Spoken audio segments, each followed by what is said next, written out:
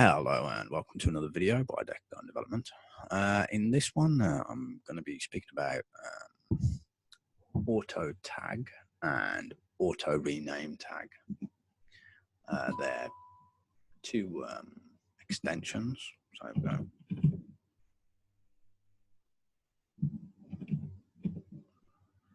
let's have a look. We've got auto close tag and auto rename tag. So I'm going to install these two and kind of show you a little bit of using them.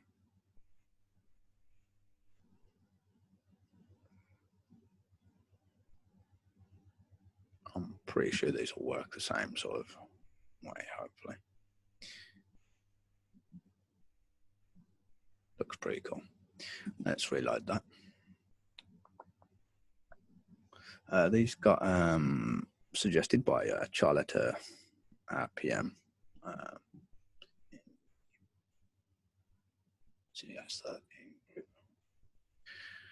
Let's have a look. So I'm going to just make a new file.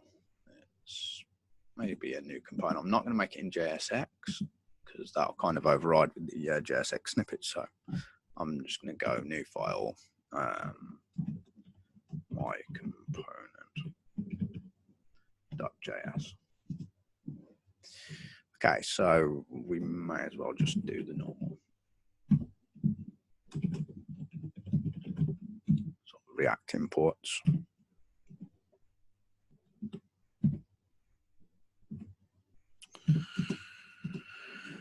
Let's look. What do we want to call it? It was my component, wasn't it?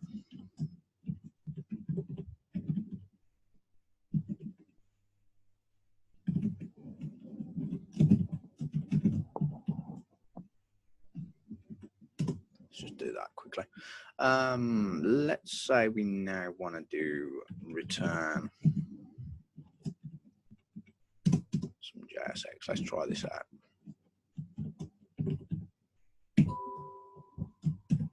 Okay, let's close that. That's fine.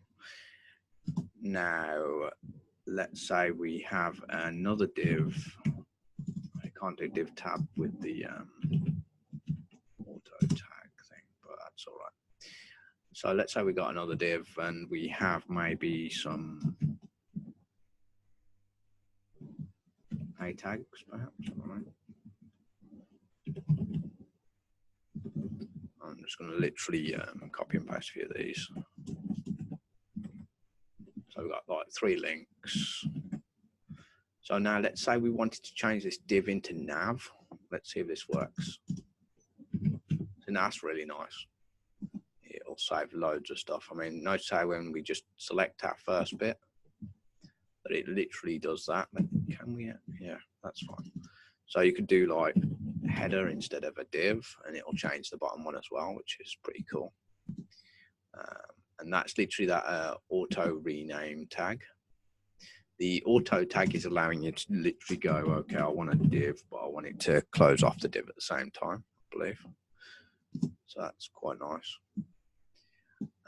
So that's basically it, really. As far as I can tell, that's the way how it works. I mean, you could possibly, let's say you wanted these both to be divs again. You could actually utilize my previous stuff and say, okay, I want to do this and this, and I want to rename them as divs again. Did that work? No, it doesn't work with the multiples, sadly, which is a bit annoying, but okay. That's not a problem, though. You can always work around that. So basically, it has some limitations, but it works okay. I mean, we can literally go like this and say that's H1 for some reason. I don't know why you'd have a H1 there, but in fact, yeah, let's change this into a P tag. So we can literally just change them to whatever. Change this into a div, and then inside the div, maybe have a P tag. We do need some other stuff to maybe make it surround stuff, perhaps. I don't know. But let's finish that off there. So like I say, there's lots and lots of things you can do with it in essence, but in general, if you think about when you're making new tags, you can literally utilize it like